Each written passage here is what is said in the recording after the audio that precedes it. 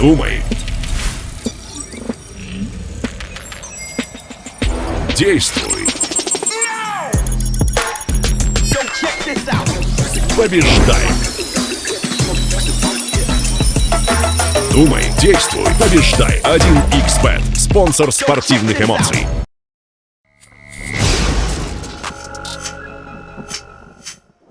Привет всем, кто голоден на спортивные новости! Меня зовут Алена, и я к вам с горячими блюдами в виде новостей контактных видов спорта. Бокс, дзюдо, борьба, ММА, да везде, где тебе могут заехать локтем в глаз. Ну, и не только в глаз, и не только локтем. В общем, обо всем этом мы будем обсуждать здесь и сейчас.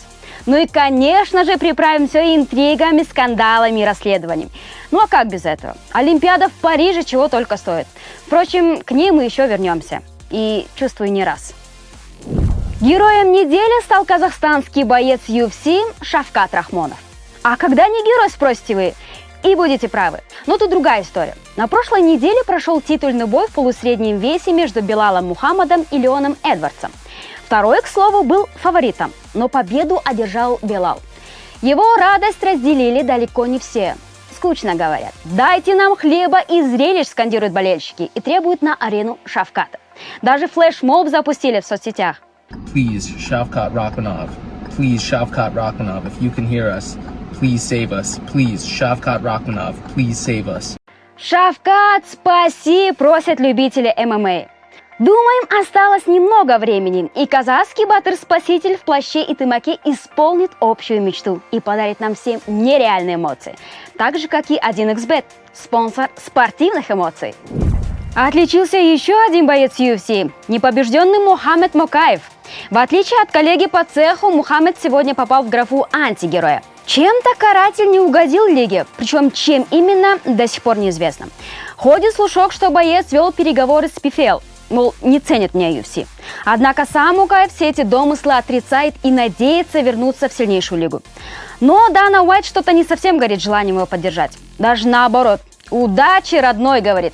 «Тебя, мол, с руками и ногами заберут другие организации». Мукаеву, видимо, настолько хочется вернуться, что он даже готов бесплатно подраться. Пишите в комментариях, кто прав, а кто нет. И вообще, хотите ли вы видеть Мукаева в UFC? В Лос-Анджелесе на вечере бокса Кроуфорд-Мадримов сцепились действующие чемпионы мира в легком весе, украинец Василий Ломаченко и американец Шакур Стивенсон. Стивенсон наехал на Ломаченко. «Побью», говорит. Кстати, ранее Ломаченко отказывался от боя со Стивенсоном. И второй, естественно, ему об этом напомнил. Василию это не понравилось, и он предложил выйти прямо сейчас. Однако охранникам все же удалось сдержать два пылающих огня.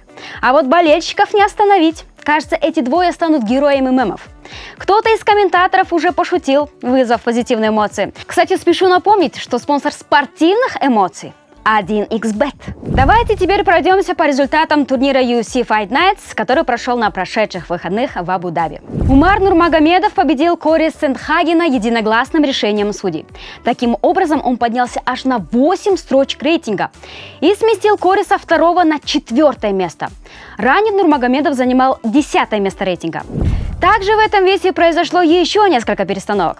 Дэвисон Фигередо одолел Марлона Веру единогласным решением судей и поднялся на 1 строчку, заняв 5-е место. Шарабулет уверенно победил Михаила Алексейчука единогласным решением. Но его в обновленных рейтингах почему-то мы не увидели. Теперь у Магомедова 14 побед подряд. 3 из них в UFC. Маккензи Дерн единогласным решением судей одолела Лупиту Годинес и закрыла серию из 2 поражений. Но потеряла 1 позицию в рейтинге и спустилась на 8-е место. Азамат Мурзаканов нокаутировал Алонзо Менифилда во 2-м раунде и поднялся с 14-й на 11-ю строчку рейтинга полутяжеловесов. Это 4-я победа для Азамата в UFC, а его новый рекорд – 14-0. Известный американский боксер Теренс Кроуфорд сумел одержать победу над узбеком Исраилом Мадримовым. Судьи посчитали в этом поединке красавчиком Кроуфорда и единогласно дали победу ему.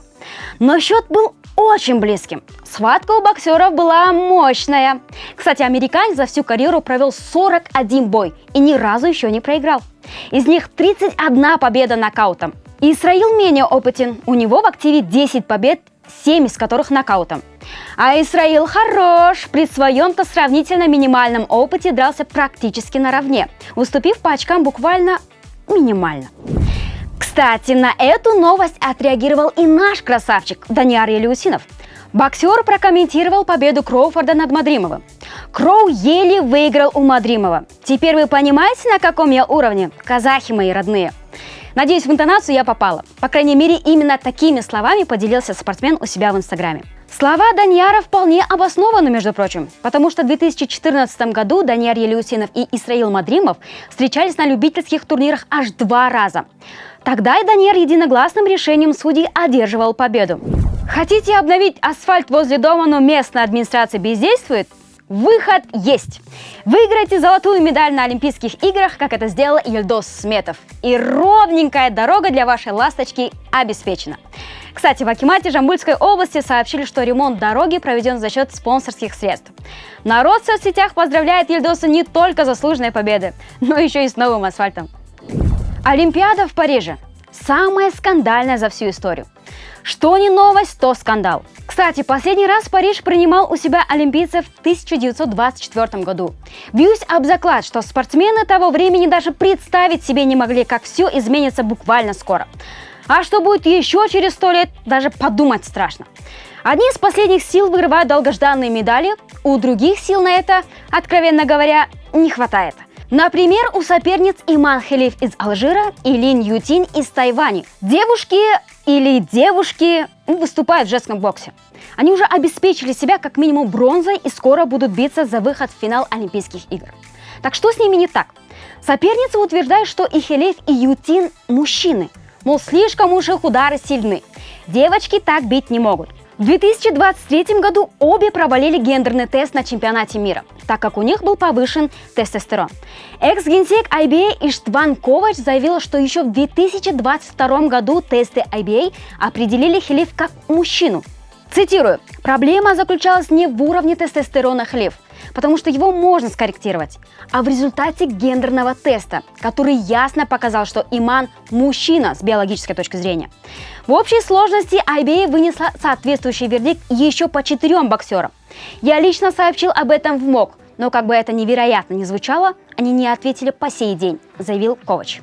Отец Халиф хоть и предоставил ее детские фотографии, где его дочь явно похожа на дочь, а не на сына, общественность это не успокоила. Однако важно отметить, что на данный момент нет никаких доказательств, что Халиф и Ютин не девушки. Были только заявления. Но они, как вы понимаете, не есть истина. Возможно, поэтому МОК и допускает их к участию.